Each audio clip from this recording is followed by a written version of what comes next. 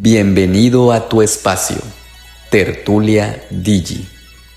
Buenos días a todos y a todas. Les damos la bienvenida a una sesión más en nuestro programa Tertulia Digi. El día de hoy, como podemos observar, tenemos de invitado al doctor Rodrigo Llanes Salazar, que nos acompaña el día de hoy para hablarnos un poco acerca de la coordinación de la licenciatura Desarrollo y Gestión Interculturales y también hablarnos y platicarnos un poco de qué se trata esta licenciatura que se lleva a cabo o se imparte en la ENES Mérida, aquí en Yucatán. Buenos días, profesor, le damos la bienvenida, agradecemos mucho que nos haya aceptado esta invitación a nuestro espacio Tertulia Digi. El día de hoy, pues como ya mencionamos, vamos a hablar un poco sobre pues la licenciatura, sus funciones como coordinador y un poco de eso va a ser la charla.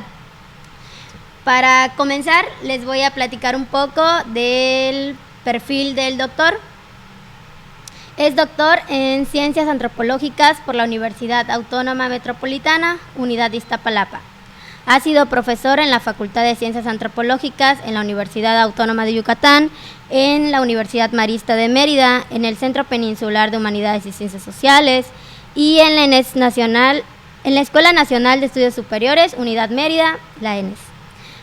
Es uno de los coordinadores del Seminario Permanente Violencia Social y Derechos Humanos en el CEPSIS. Desde el 2015 es columnista en el diario Yucatán. Fue presidente del Colegio de Antropólogos en Yucatán hace del 2015 al 2019. Investigador titular A de tiempo completo en el programa de Ciencias Sociales, área de Antropología Jurídica. Entre sus líneas de investigación se encuentra la antropología de los derechos humanos, particularmente de los pueblos indígenas, al agua y en relación con sustancias tóxicas. Actualmente se encuentra al final de su gestión como coordinador de la licenciatura Desarrollo y Gestión Interculturales en la ENES Mérida y el CEPSIS. Pues nuevamente, doctor, le damos la bienvenida y las gracias por estar en su programa. ¿Vamos a empezar? Ok, pues buen día y gracias, Citlali. No, hay que gracias a usted. Vamos a empezar un poco en esta charla con respecto a la licenciatura. Como bien ya mencioné, la licenciatura de la cual les vamos a platicar se llama Desarrollo y Gestión Interculturales, que se imparte en la UNAM, específicamente en la ENES Mérida, aquí en Yucatán. ¿Cómo definiría la licenciatura, profesor? Sí. Buenos días. Pues es complejo definir esta licenciatura porque pensando que nos escuchen personas que tal vez quieren estudiarla, tal vez no tiene un esquema tan claramente definido y tan convencional como, por ejemplo, Derecho, Administración de Empresas, Mercadotecnia, ¿no? Esta es una licenciatura, su primer rasgo diría es interdisciplinaria, ¿no? Que se crea en un momento en que la universidad estaba impulsando programas de estudio novedosos, ¿no? Generalmente interdisciplinarios, es decir, que conjugara los conocimientos de distintas áreas de estudio. Y en este caso su eje común es la diversidad cultural y todos los retos que nos plantea. Y ha estado sobre todo enfocada en tres áreas, ¿no? En el área de gestión del patrimonio cultural, de ciencia, tecnología y sociedad y mediación. Y pensando en coyunturas actuales, que no son únicamente actuales, pero pensando el conflicto entre Israel y Palestina, que se justifica a veces, por ejemplo, por cuestiones religiosas, ¿no? De diferencia de identidad, de religiones, de creencias, pero que se articula con intereses económicos, ¿no? De control y acceso a recursos, o el conflicto, la guerra en Ucrania, ¿no? Con Rusia, que también se justifica por cuestiones de identidad, de la lengua, ¿no? O pensando en los retos de la inteligencia artificial, ¿no? Que se está expandiendo a prácticamente todos los ámbitos de nuestra vida, o a cuestiones, por ejemplo, como problemas de el cambio climático, la pérdida de biodiversidad, cómo eso amenaza también el patrimonio cultural. Solo cito tres ejemplos de cómo hay muchísimo que hacer en el mundo actual para pensar en el desarrollo y gestión interculturales, ¿no? Y en este caso, igual en México, nuestra propia Constitución reconoce que el país, no el país, la nación, tiene un carácter pluricultural, pero creo que todavía no nos pensamos mucho como una sociedad pluricultural, como una sociedad diversa, ¿no? Realmente. Seguimos pensando mucho, creo que en una lógica de homogeneidad, de mestizaje. Y ahí la licenciatura en Desarrollo y Gestión Interculturales justamente conjuga conocimientos tanto de antropología, historia, filosofía, derecho, economía, sociología, ciencia política, literatura, en general humanidades, ¿no? Artes, de cuestiones de archivo, por ejemplo, de documentación. Y la idea es cómo conjugas esos distintos saberes para trabajar en el reconocimiento de la diversidad cultural, en intentar generar una convivencia pues más armónica, más pacífica, más digna para todas las personas y colectivos. Y esta licenciatura, digo, todo esto puede decir, bueno, eso es en la teoría, ¿no? ¿Cómo pasa eso en la práctica? Tanto en el plan de estudios sigue un esquema interdisciplinario, ¿no? De conjugar esos distintos temas, pero sobre todo creo que su riqueza, o una parte de la riqueza, está en la planta docente, ¿no? Donde tienen profesoras y profesores de estas áreas de estudio, y también en su comunidad estudiantil, que creo que eso es lo más interesante de esta licenciatura, que generalmente quienes damos clases nos formamos de manera más disciplinaria, pero quienes se están formando están viviendo esta interrelación de saberes y lo están haciendo de maneras también muy diversas, ¿no? Es decir, no hay, por eso digo, no hay un solo perfil Digi, ¿no? Hay quienes se van hacia cuestiones más, por así decirlo, científicas, ¿no? De hacer, pues sí, hacer una investigación, una tesis, trabajando con método científico, y quienes se van a cuestiones más humanísticas, creativas, más cercanas tal vez al arte, y en el medio hay muchísimas opciones, ¿no? Entonces creo que si tienes interés en estos tipos de temas, en este tipo de problemáticas, y es una licenciatura pues muy idónea para ello, ¿no? Y además es una licenciatura que se imparte en 3 años, en 6 semestres, es el esquema ideal. La puedes hacer en más tiempo, difícilmente la puedes hacer en menos tiempo, pero la puedes hacer en más tiempo. Y eso a veces genera dudas de decir, bueno, la mayoría de licenciaturas tienen 4 años o 5 años. Sí. Termino mis 3 años y ¿qué voy a saber? Entonces, creo que en general y los egresados de la licenciatura lo han hecho muy bien.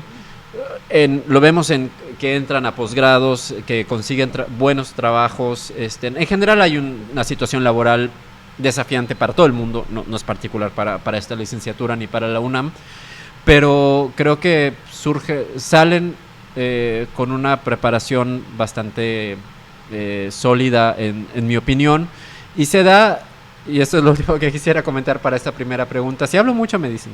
No, está bien. Que algo que me parece igual muy positivo de la licenciatura es que la mayoría de sus docentes, si no es que la totalidad, una de dos, o están haciendo investigación o están trabajando en ámbitos ya sea de gobierno, sociedad civil, donde están al día con las problemáticas que están trabajando, ¿no? Es decir, no es alguien que va a tomar un libro de texto, aprender qué dice tal autor o tal autora sobre tal tema y te lo va a enseñar en clase. Generalmente es gente que está investigando sobre esos problemas, o gente que está trabajando directamente con esos temas. Entonces, por eso digo, no es como una licenciatura como muchas otras donde tienes tu libro de texto y así puedes hacer que te pasen o comprar el examen, ¿no? Y hacer la chafa, porque no es el tipo de licenciatura, ¿no? Es más bien cómo generas conocimiento, cómo lo compartes con tu comunidad estudiantil, cómo lo piensas en transformar. Es otro tipo de dinámicas, ¿no? ¿Cómo lo aplicas también, no? Porque justo claro, también entre estudiantes hablamos de el proceso de construcción en el que estamos durante toda la carrera, toda la licenciatura, porque al tener temas nuevos y relacionarnos más justo con los maestros que están investigando temas de nuestra actualidad, que a veces nos tocan no solo en lo sentimental, sino también en qué puedo hacer, en cómo puedo transformar, cómo puedo ayudar a este grupo, ¿no? Uh-huh. Y hablando un poco de esta deconstrucción que nosotros como estudiantes a veces tenemos en el proceso, también ahora que lo mencionas, me hace mucho énfasis el que no es una carrera que digas, ay, le paso la materia o hago chafa, a diferencia de otras licenciaturas en otros planteles, sino que es una licenciatura también, podría yo sumar a que es llevadera, o sea, que la haces parte de tu vida y que aplicas, cómo aplicar todo lo aprendido en el aula durante tu vida, durante tu vida diaria, ¿no? O sea, como toda esta deconstrucción de los saberes que vamos adquiriendo y que vamos conociendo en el proceso. Bueno, pues muchas gracias. Yo creo que sí queda muy claro, doctor, sobre qué es la licenciatura, y pues para todos esos que nos ven ahí desde Tertulia Digi, que realmente quisieran acercarse a esta licenciatura, 3 años, suena muy poco, pero la verdad es que son 3 años muy disfrutables, muy llevaderos, muy reconfortantes, hasta para nuestra vida como ser humanos. La verdad es que es muy, muy placentero, diría yo. Bueno, pasando un poquito a la función como coordinador en esta licenciatura, ¿cuáles podrían ser las funciones más relevantes o las más importantes que a nosotros como estudiantes a veces nos facilitan este trayecto en la universidad? Claro, sí, algo, bueno, tal vez para que se entienda mejor las funciones de las y los coordinadores de licenciaturas, algo que caracteriza a la UNAM es que muchas de sus decisiones pasan por cuerpos colegiados, ¿no? Entonces, realmente, pues no son decisiones de una sola persona, sino que, bueno, eso tiene cuestiones positivas y negativas, bueno, negativas entre comillas, porque pues es más tiempo, es más burocracia, ¿no? Pero muchas decisiones realmente de la licenciatura pasan por el comité académico de la licenciatura o por el consejo técnico de la ENES Mérida. Entonces, como coordinador más bien es una especie de gestor también y de ejecutor de las decisiones que toma un comité académico, donde, esta es otra cosa muy importante, que tal vez para los estudiantes de la licenciatura lo asumen como normal, pero no es normal en muchas otras universidades. Tienen representación de estudiantes también, tienen voz y voto de estudiantes. Entonces, en el comité académico, por ejemplo, de la licenciatura, hay representación de estudiantes, de profesores, de autoridades. No solo es la autoridad que va a decir, mira, este semestre estas personas van a dar tales materias, sino que realmente el comité recibe propuestas y analiza, discute y decide, y ahí importa muchísimo la opinión de estudiantes, decir, mira, con este profesor no nos fue bien porque no llegaba a clase o cualquier cosa, y bueno, no es que se le castigue, pero en general se averigua, eso sí le toca al coordinador, por ejemplo, bueno, ¿qué pasó? No sé, hay una situación de familiar, de salud, etcétera, y bueno, ahí como que se investiga, pero en general es el comité el que decide, ¿no? Esa es una de las cuestiones tal vez más importantes, ¿no? Porque es lo más cotidiano para pues, la comunidad estudiantil, ¿no? Sus clases, quiénes son sus profesores. Entonces eso pues no lo define el coordinador, sino que el coordinador más bien gestiona y ejecuta las decisiones del comité académico. Muchas cuestiones también de titulación, de los procesos de titulación, también todo pasa por comité académico, pues darle seguimiento a todos los procesos, porque registran sus trabajos de titulación, se ve quienes leen sus trabajos de titulación, bueno, todo eso hay un seguimiento, y bueno, hay muchos cuerpos colegiados, en la UNAM, colegio de coordinadores de la escuela, donde se discuten muchos asuntos colectivos de las licenciaturas, hay un comité académico de carrera de la licenciatura, que se comparte con las sedes en Filosofía y Letras y en la ENES León, que es donde también se imparte la licenciatura.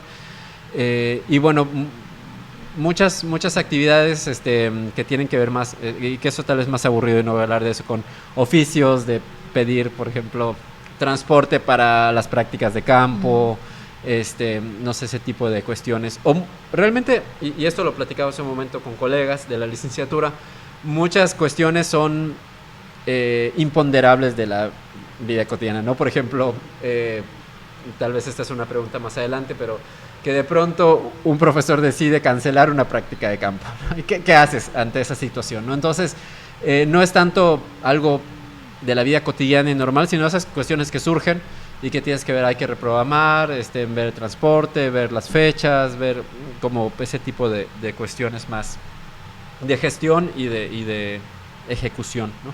Pero, insisto, para bien o para mal, las decisiones no son tomadas por el coordinador, porque a veces pasa aquí y pasa en todas partes que llega siempre algún estudiante con alguna petición que dice, puedo hacer esto, puedo seguir tomando clases en mi casa o en mi estado originario, ¿no?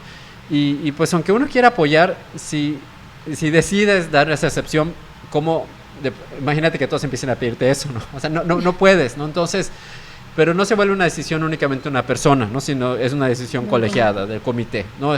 Tal persona pide esto, entonces, bueno, no es el criterio de tal persona, es un criterio colectivo donde participan profesores, estudiantes y autoridades, ¿no? Entonces, creo que eso es positivo. De acuerdo. Solo para agregar o mencionar, por ejemplo, durante mi trayecto en la licenciatura, el coordinador, o sea, como tal, funciona igual como una persona inmediata a los estudiantes, si no estoy mal en esa parte. Nos ayuda durante el proceso, ¿no? Por ejemplo, cuando llegamos recién, yo me acuerdo muy bien el primer día de clases, pues todos estamos muy desubicados. Nosotros de plano fuimos pandemia. Regresamos a la escuela, ya estábamos en semestres más avanzados y nos sentíamos así como de primer semestre todavía, porque no sabíamos ni a dónde íbamos, ni qué materias tomábamos. No conocíamos prácticamente nada porque nos tocó la pandemia. Y sí, esta va a ser una pregunta más adelante, pero fuera de eso, a lo que voy es que usted como coordinador sí también cumple esa función como ser nuestra parte más inmediata en hacer propuestas, en si tenemos dudas, desde la cuestión de los aulas, ¿no? Cómo está la infraestructura en nuestra escuela, cómo se encuentra, cómo eso nos afecta o nos ayuda en nuestro proceso y el desarrollo en la universidad.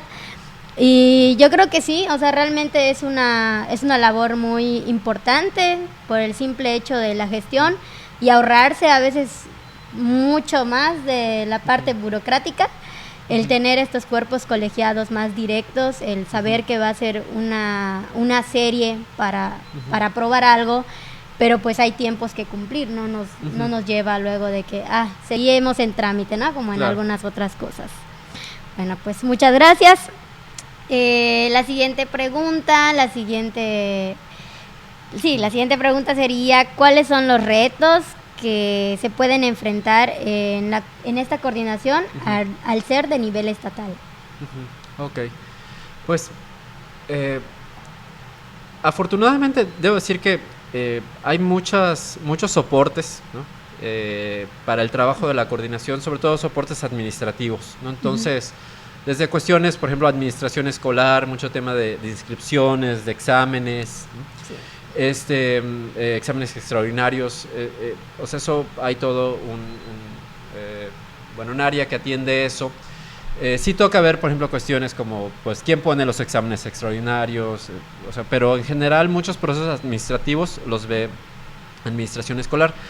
Hay, un reto, sin duda alguna, es que en este caso, porque varía también en la universidad, varía mucho, pues es un puesto no remunerado, es completamente honorario, y que no te exime de cumplir con tus demás funciones sustantivas de la universidad, que es investigar, docencia y extensión. Entonces no se te da una comisión para que ya no hagas lo que tenías que hacer, sino es además hacer todo lo que tienes que hacer, ¿no? Entonces, y pues en ocasiones hay asistentes de coordinación, y otras coordinaciones no lo tienen, esta coordinación no lo tiene. Entonces, o sea, es mucho trabajo no remunerado y extra. Pero realmente, debo decir que yo lo he disfrutado mucho.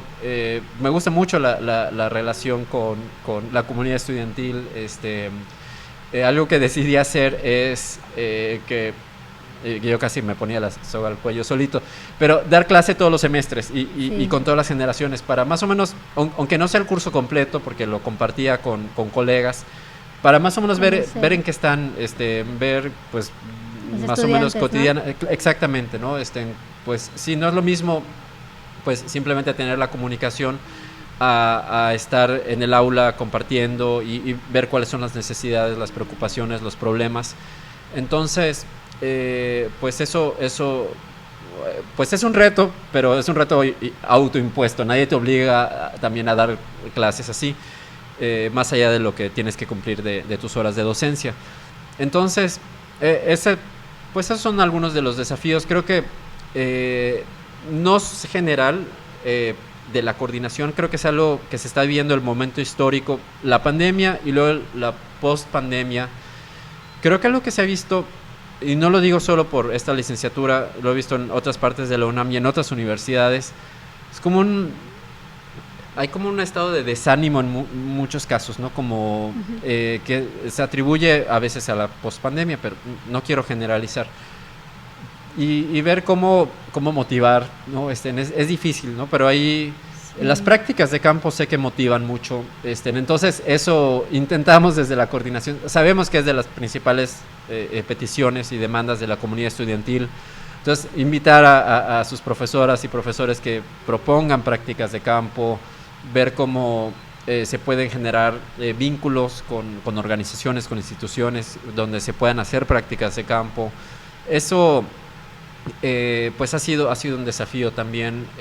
Afortunadamente, bueno, eso también es una ventaja y es un desafío, porque la licenciatura es compartida por dos entidades académicas, por la ENES y por el CEPSIS. Entonces, cada una tiene sus dinámicas institucionales, sus tiempos, ¿no? Sus lógicas, y toca pues mediar entre ambas, ¿no? Entonces, pero por ejemplo el CEPSIS ha apoyado con el transporte, vehículo, gasolina, el oficial de transporte para las prácticas de campo. Entonces eso, pues digo, ha habido el apoyo del centro, ¿no?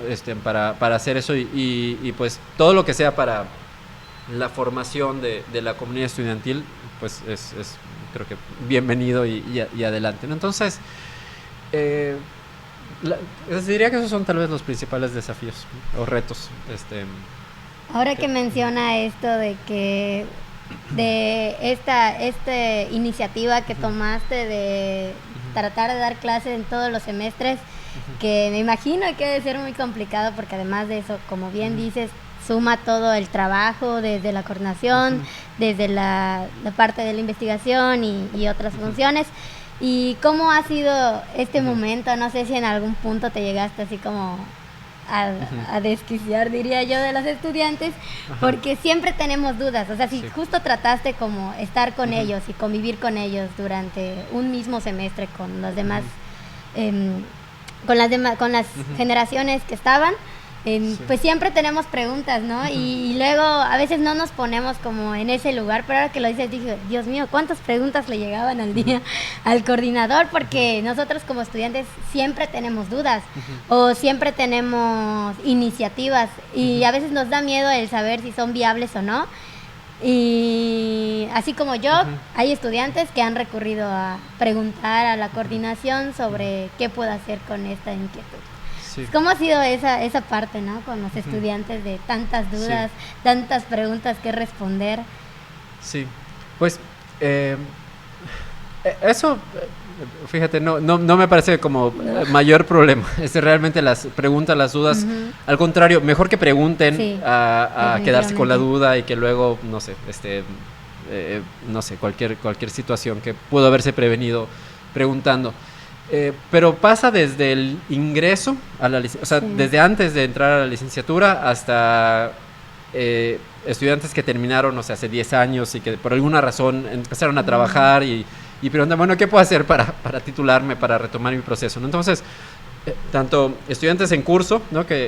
Como quienes van a entrar o quienes ya terminaron. Entonces, sí, eso bueno, es parte del trabajo, pero creo que, y esto se vincula creo que a una de las otras preguntas, la mayor incertidumbre siempre fue el periodo de pandemia de educación a distancia, ¿no? Realmente, pues entramos juntos yo a esa situación.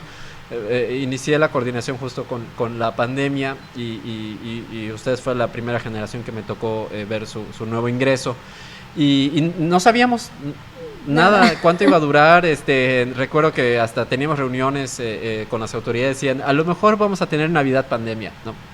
O sea, no solo tuvimos una, tuvimos más de una, ¿no? Entonces, no sabíamos. Entonces, organizar el semestre, la docencia, y fue uno de los grandes retos fue, al inicio, eso no me tocó exactamente a mí, estaba entrando cuando pasó eso, que las clases se pasaron a distancia. Yo no estaba dando clases ese semestre, generalmente no daba el segundo semestre del año clase. Es que simplemente los profesores hacían lo mismo pero en Zoom, y escuchaba quejas de estudiantes con mucho sentido de que pues era muy cansado. Entonces era pensar cómo adaptas la docencia en línea, ¿no? Y no solo en línea, sino tomando en cuenta un escenario de crisis, ¿no? De crisis de salud, o sea, física, emocional, y tuvimos algunos cursos como de capacitación, de formación en eso, en manejo de Zoom, en manejo de crisis emocionales, y aún así yo creo que no era suficiente, pero fue cuando ustedes a lo mejor se acuerdan, si dividir el semestre en dos, en bloques, o no, o sea, no, porque no sabíamos, y eso no era decisión de la coordinación, era decisión general de la escuela, ¿no? Del consejo técnico. Y luego cómo regresar de manera escalonada, alternando, dividiendo grupos, y eso sí era muy, muy desafiante, porque hay quienes les parecía, hay quienes no, hay estudiantes que pedían ya regresar, pero no era una decisión, o sea, ahora sí ni siquiera el consejo técnico, era desde consejo universitario, desde rectoría, cómo tomar esas decisiones. Entonces, ahí sí eran muchas preguntas de todas partes, o sea, de cómo hacerle, y sí, ese fue un momento muy, muy desafiante, ¿no? Y que ya con, digamos, el regreso a la nueva normalidad, ¿no? Pues ya como que todo se estableció un poco más y ha sido más sencillo, pero yo creo que eso fue lo más complejo. Bueno, pues como pueden ver, ya estamos en el tema de la pandemia y cómo se llevó a cabo pues la licenciatura durante todo este periodo, ¿no? Pues no sé, a mí la verdad como estudiante Digi en pandemia, porque creo que tuve casi más la mitad de la licenciatura en línea, sí, también pues estuvimos muy cerca de esos comentarios de que habían compañeros que ya querían regresar, otros que por la cuestión de salud y por todo lo que tenían, lo involucraban, pues querían quedarse en casa. Y cómo enfrentar toda esta parte también de que muchos son de Ciudad de México y son foráneos y decían, la presencialidad me va a pedir venir a Yucatán ya, y no tengo nada, no tengo casa, no tengo todavía esa estabilidad de dónde poder estar, y esta parte de cómo se le ayuda a los estudiantes, ¿no? Cómo hacemos que la pandemia sea más llevadera. Definitivamente la pandemia fue algo que nos vino a mover a todos, que todavía quedan secuelas, diría yo, porque hay cosas que todavía están ahí, o sea, y no las hemos podido retomar porque creemos que no es el tiempo. Y pensando un poco en esta experiencia como coordinador en la pandemia, ¿cómo fue para usted, por ejemplo, dar clases y al mismo tiempo poder llevar a cabo la función como coordinador? Sí, fíjate que cuando me invitan a ser coordinador de la licenciatura, enero de 2020 más o menos, o sea, no en ese momento entré en funciones, pero fue cuando creo que me comentaron. O sea, no estamos en pandemia todavía y habíamos escuchado lo de China, y recuerdo que todavía algunos colegas decían, ay, no, eso están exagerando, eso no va a hacer nada, o nos imaginábamos como en el 2009, ¿no? Ay, bueno, una semana de que no puedes salir de tu casa y ya está. Y como que tenía muchas ideas en mente de cosas que hacer con la licenciatura.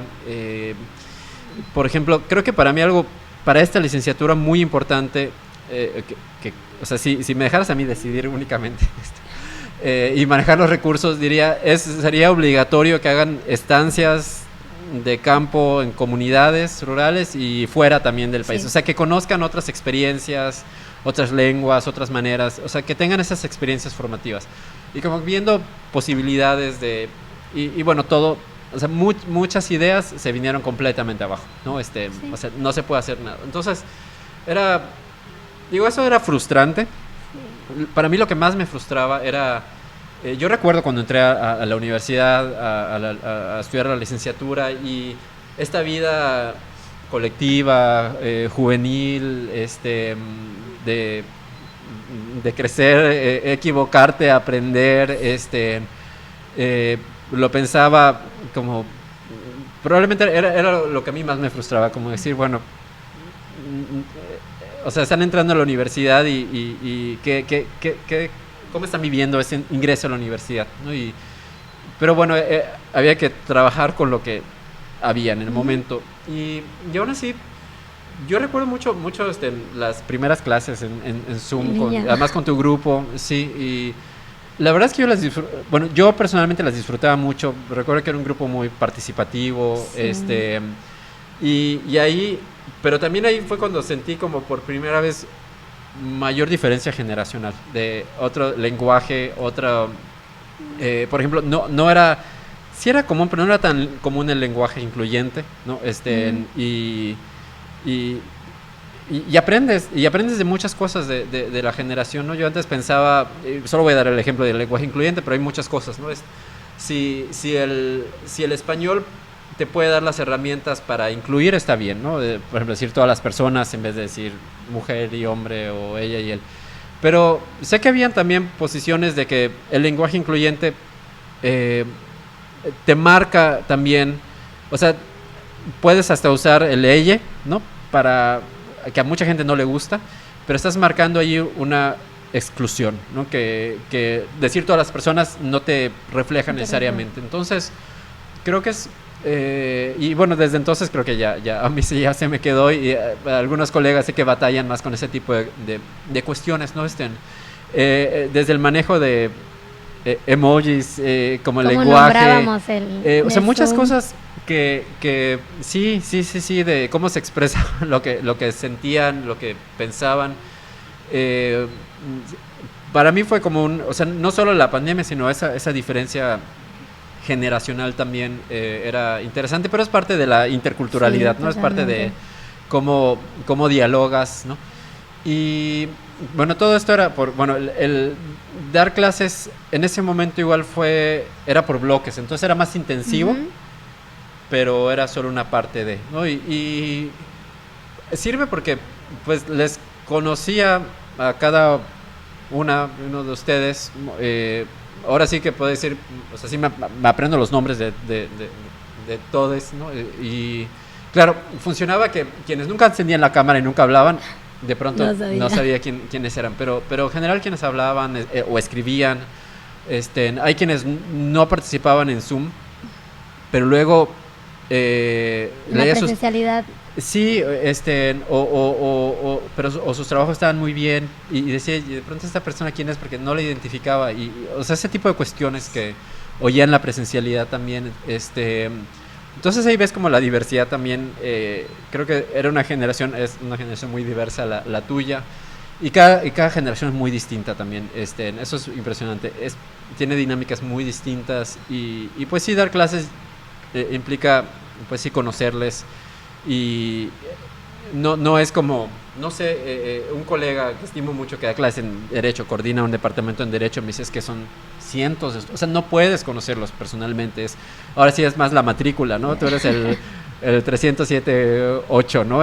Aquí pues sí son personas o sea, carne y hueso, sí, con problemas específicos, pero también con mucho que aprender de cada uno y uno de ustedes, ¿no? Y esa parte... Pues la verdad hace todo mucho más disfrutable, ¿no? El que no es o sea, claro, hay diferencias y siempre lo digo, frente a algunos comentarios que a veces hay de la horizontalidad de saberes, etcétera. Sí, o sea, sí creo en eso, definitivamente, pero sí creo que como docentes también tenemos una responsabilidad mayor por nuestra formación, o sea, no una superioridad, sino una responsabilidad mayor de coordinación, de revisión de los trabajos. Entonces, lo que quiero decir con todo esto es, o sea, aprendo mucho escuchándoles, aprendo mucho en las clases, o sea, me gusta mucho eso y eso ayuda mucho a la coordinación porque, pues, cuando llegan asuntos al comité académico, ¿no? Pues un caso, ¿no? Puedes decir, bueno, esta persona le está pasando por esto, etcétera. Como que es más fácil tomar decisiones, me parece así. No son muy raros los casos, o sea, no a todas las generaciones de DJ les he dado clase, definitivamente. Digo, no todas las recientes, no todas las de la ENES siquiera.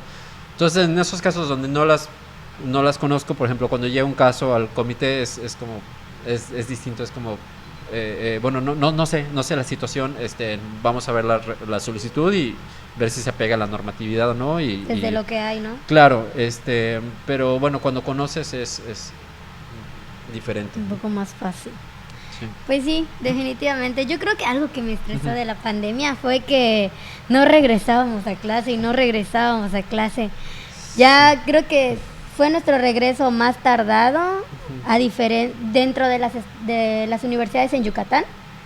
Si no estoy mal, creo que fuimos la última escuela de Yucatán, o sea, aquí en Mérida, en regresar a la presencialidad. Sí. Porque otras escuelas ya habían regresado a esta presencialidad escalonada, porque ya existían las medidas sanitarias y nosotros no podíamos porque seguíamos como que esperando desde la UNAM en CEU. Y para mí creo que eso fue como un poco frustrante, ¿no? Al principio sí, yo igual, así que como me quería sentir como nueva en la universidad, nueva en todo y así como tener la libreta y los apuntes, pero pues fue demasiado el tiempo que cansó. O sea, a mí en lo personal, yo soy más de la presencialidad, a mí sí me llegó a cansar la pandemia, o sea, yo ya no quería nada con la computadora, nada con el celular, definitivamente ya quería regresar al aula, ver a la gente, convivir. Y cómo sufrí mucho, por ejemplo, y así como yo, sé que hay otros compañeros ahí que quizá verán el video, cómo sufrimos la parte de las prácticas de campo, que se omitieron o hubieron ahí como unos cambios porque estábamos en pandemia. Cuando regresábamos de pandemia, nosotros solo queríamos ponerle práctica de campo a todo sin saber, ¿no? que la materia conllevaba o qué necesitaba, pero sentíamos que nos hacía falta esta estancia, como bien dices tú, en las comunidades, convivir con ellas y pues aprender a través de las experiencias. Cuando las tuvimos, las muy pocas que tuvimos, digo, sin duda alguna te las guardas porque aprendes mucho de la comunidad, de cómo la gente convive, cómo aprendes a relacionar todo ese entorno de la licenciatura con las comunidades y pues todas las personas que nos rodean. ¿Algún reto más, una experiencia de la pandemia que quiera platicarnos, anécdota, profesor? ¿Nada? ¿Sí hay? Pues sí, efectivamente, yo recuerdo los comentarios, no sé, en Zoom, de pronto era como así el heraldo negro, ¿no? El emisor de las malas noticias, de pronto decir que después de una reunión de consejo técnico, ¿no? Pues no, todavía no regresamos. Y recuerdo los comentarios así en Zoom, así los emojis de llanto, un comentario que recuerdo que me pareció muy fuerte, porque a lo mejor fue una mera expresión, pero que decía, quiero darme de baja de la vida. Decía, no, o sea, es completamente entendible esa frustración, ¿no? Y era pues sí, era muy difícil, como que, pero tampoco había mayor margen de acción y siempre, y algo que comentamos, era siempre poner en primer lugar la salud y el bienestar y la integridad de las personas por encima de cualquier cosa. O sea, la licenciatura puedes estudiar después, o sea, ahora sí que la vida, la salud, no, bueno, claro. Creo que sí, ¿no? Dependiendo de las creencias religiosas que tengas, pero bueno, no vamos a entrar en eso. Eso era muy difícil. Y luego el regreso, efectivamente, no solo, o sea, la licenciatura tenía la particularidad también de que recientemente se había, digamos, implantado en la ENES y la ENES era una escuela nueva, entonces, o sea, era todo nuevo. De hecho se inauguró creo que en febrero de 2020, me parece, y pues se cerró enseguida, entonces era nuevo para todas las personas involucradas, e incluso en muchos procesos administrativos. Por ejemplo, habían áreas que se estaban creando, entonces y bueno, hay una administración en Sepsis, hay una administración en la ENES, entonces es como, son procedimientos distintos, entonces tienes que seguir, bueno, esto es de Sepsis, esto es de generaciones ENES.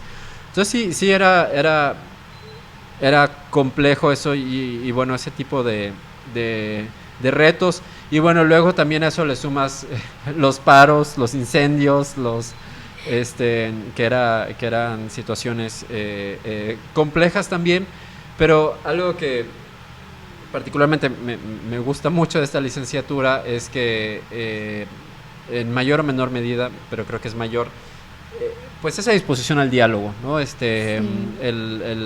asambleas que se formaron, pues en general había una voluntad de diálogo con la comunidad docente. Recuerdo varias reuniones, y bueno, tal vez no se lograba todo lo que todas las partes querían, pero al menos el diálogo en sí mismo me parecía muy, muy positivo, ¿no? Que se quisieran llegar a ese tipo de acuerdos. Y yo creo que la universidad debe ser un espacio para eso, es decir, o sea, desde luego de estudio, de aprendizaje, pero también de ejercicio de vida democrática, ¿no? Es decir, sobre todo licenciaturas pequeñas, ¿no? Como la nuestra, pequeñas en matrícula, ¿no? No estamos hablando de contaduría, de administración, derecho, donde puedes tener a cientos o miles de estudiantes.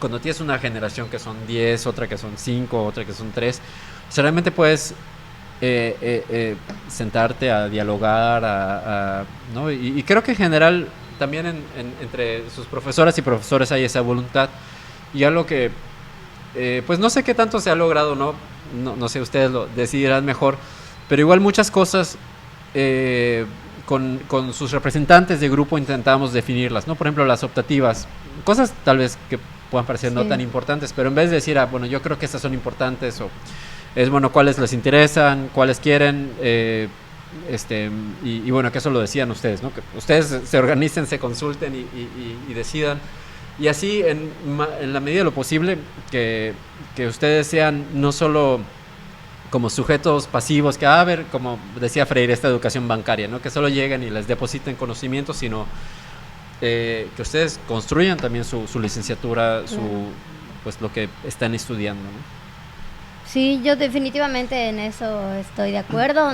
En la licenciatura sí nos da más apertura al diálogo, y también entre estudiantes, pues creo que todos o la mayoría nos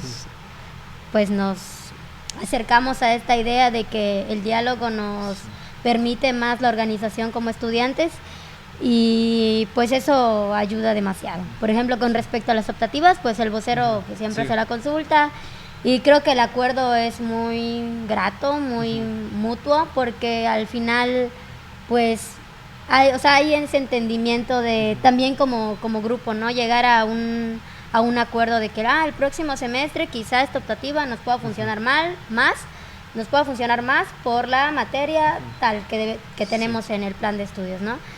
Y sí, definitivamente la licenciatura en Desarrollo y Gestión nos ayuda mucho al diálogo.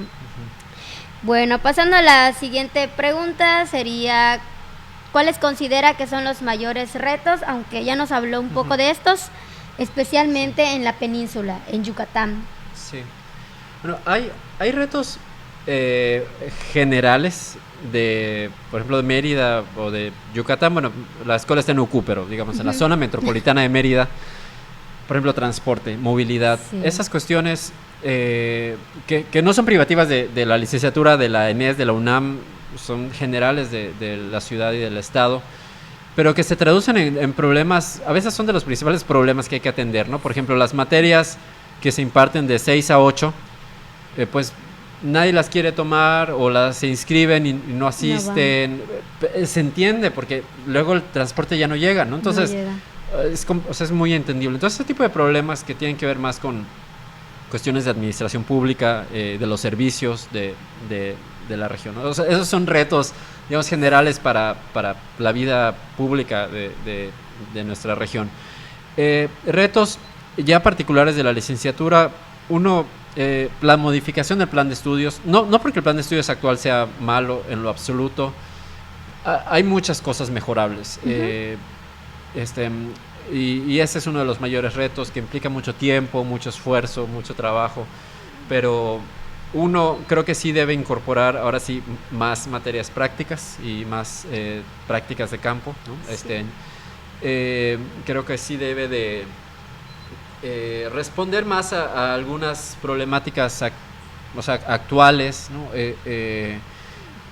Relacionadas, no sé, desde... Hay poco explícitamente en el plan de estudios sobre cuestiones de género, ¿no? Por ejemplo, o de problemáticas ambientales, es poco lo que hay, aunque realmente en la práctica los docentes sí lo trabajen, ¿no? Sí.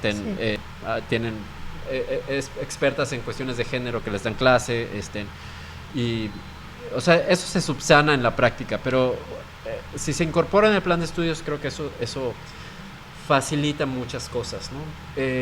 Creo que difundir más la licenciatura, lo que es el ejercicio, es también otro reto, y bueno, esto contribuye a difundir, porque desde la difusión de la UNAM en general, que mucha gente no sabe que hay la UNAM en la península, cuando de pronto me encuentro gente en el parque y dice, trabajo en la UNAM, sí. ¿Y cuánto tiempo estás aquí? No, vivo aquí, trabajo aquí, pero no saben que hay UNAM aquí. Entonces, o sea, gente que no está en la academia, que no están, entonces no sabe. Y lo más problemático creo es cuando son los exámenes de ingreso, todo el proceso de ingreso, porque mucha gente piensa que es igual que muchas otras escuelas que suelen ser entre abril, mayo, ¿no? El proceso, y aquí inicia desde enero, inicios de año, ¿no? Entonces, cuando por ahí de mayo empiezan a escribir muchas personas interesadas en la licenciatura, y les tenemos que decir... Ya pasó. Sí, y claro, si les interesa muchísimo se esperan al siguiente ciclo escolar, pero pues si no, aplican a otra universidad. Entonces, o sea, difundir los procesos mismos de la universidad en general, y qué es el desarrollo y la gestión interculturales también. Ahora, yo soy antropólogo, estudié antropología, y en antropología te decían lo mismo. Estoy terminando la carrera y no sé qué es antropología todavía. Yo creo que eso pasa en muchas disciplinas, sobre todo en ciencias sociales y humanidades, ¿no? Donde hay esta desconocimiento de qué es, para qué sirve eso, ¿no? En general, ¿no? Y creo que eso, o sea, una mayor difusión, o sea, no es... A veces se traduce en cuestiones prácticas, ¿no? La licenciatura, pero no es como que digas, bueno, el Digi te va a hacer tu contabilidad en tu negocio. O sea, no se traduce así de fácil, ¿no? Pero están, no sé, en instituciones públicas, en museos, centros culturales, en organizaciones, ¿no? De la sociedad civil. Muchos están todavía haciendo sus estudios académicos, maestría, doctorado. Entonces, sí, creo que hay como ejercicios muy diversos de la profesión, ¿no? Pero bueno, eso, o sea, los retos, o sea, vinculándolo con los retos, tiene que ver también con la difusión, ¿no? De qué es, ¿no? La licenciatura. Bueno, pues nuevamente ahí les hacemos la invitación a que, de verdad, es en serio, quien no sepa que pongan en el Google ENES Mérida y se van a dar cuenta que estamos ubicados casi muy cerca del monte. Y sí, ocurre realmente carretera, que es Mérida-Tetis. Y también para nosotros como estudiantes, creo que para todos, y no es que para la mayoría, ha sido un gran reto lo del transporte, o sea, cómo poder sobrellevar nuestro traslado universitario hasta ahí. Justo después de pandemia, ¿no? Hasta que también los camioneros traían horarios. Eso, qué complicado fue en esa temporalidad, yo me acuerdo muy bien. Y sí, otra, la difusión, como bien mencionas, el estar con este constante, pues sí, el conocer a la universidad, y más dentro, pues la licenciatura. Pues qué curioso, yo entré a la licenciatura algo similar como lo que mencionas del parque, porque yo no sabía qué estudiar, y mi mamá llega un día a casa y me dice, ¿por qué no checas las escuelas de la UNAM? Y yo, mamá, aquí no hay escuelas de la UNAM. Le dije, sí hay, que no sé qué. Yo, no hay, te estás confundiendo, están en Ciudad de México.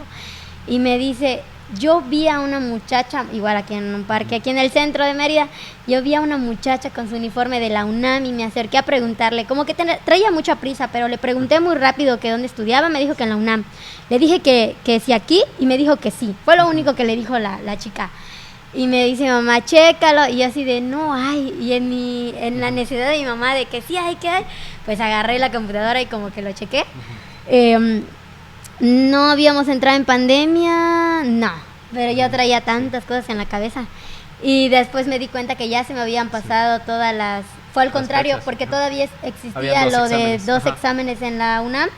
Entonces yo me inscribí en la segunda vuelta, porque se me habían pasado todas las de aquí en Yucatán, las fechas de Yucatán, y tuve la oportunidad de presentar porque existía esta oportunidad todavía de las dos vueltas en el examen de admisión, que ahorita por pandemia ya no está, solo Sí, es la primera la que se quedó, y eso también hace muy complicado. O sea, me acuerdo hasta este ciclo escolar, este nuevo que pasó el examen, tenía conocidos amigos que les había dicho que existía la ENES, que querían estudiar ahí y mantenerlos como un poquito al margen de las fechas.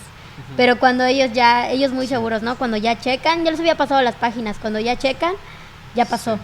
Porque se confiaban de este mismo tiempo que existe de los exámenes de admisión aquí en Yucatán, y realmente los de la UNAM no son así, son diferentes, tienen otros tiempos. Bueno, pues como última pregunta, ya para ir cerrando esta charla amena, ¿por qué es importante la licenciatura en Desarrollo y Gestión Interculturales que son ofrecidas aquí específicamente en la ENES Mérida? ¿Por qué consideras que lo son? Sí, pues por muchas razones. Una, e inevitablemente hago el contraste con antropología, que es lo que yo estudié y donde también he dado clases, ¿no? Y que, bueno, aprecio muchísimo desde luego, pero el enfoque que te da la licenciatura en Desarrollo y Gestión Interculturales es, no sé, por ejemplo, hay un conflicto entre artesanos, ¿no? En una zona arqueológica, ¿no? No sé, cierran, tienen demandas, etcétera. Un antropólogo, un estudiante de antropología va a ir y va a tomar nota, no va a hacer su diario de campo, te lo va a interpretar con algo y está bien, ¿no? Un DJ puede hacer eso, sabe hacer eso, además tiene profesores de antropología muy buenos, no estoy hablando de mí, tiene otros colegas de antropología muy buenos también, pero tienen, aunque sea pocas materias, pero tienen, por ejemplo, elementos de derecho, ¿no? Cuestiones jurídicas, y además tienen excelentes abogados y abogadas también dando clases, ¿no? Entonces pueden saber que hay un marco jurídico, ¿no? Ahí que regula el tema, ¿no?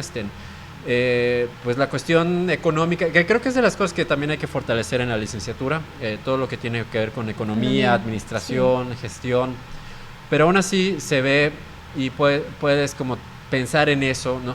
En la parte de divulgación, o sea, creo que DJs piensan muchísimo en cuestiones de comunicación y divulgación, cosa que en otras licenciaturas a veces no. Entonces, como que ven el conflicto, por citar este ejemplo, como que desde distintos ángulos.